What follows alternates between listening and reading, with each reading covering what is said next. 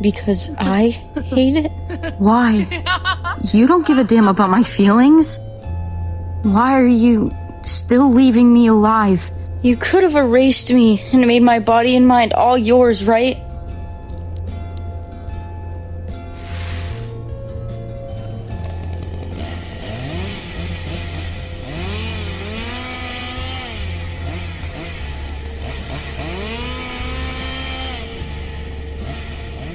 That bird, whose body I saw at the outset, even though it was a bird, it felt guilty for catching and eating worms.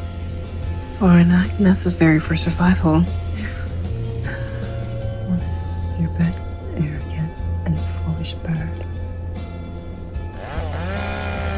If I empathize, if I'm able to bear that guilt too, then I can create stronger weapons. I tried to understand your guilt, Asa.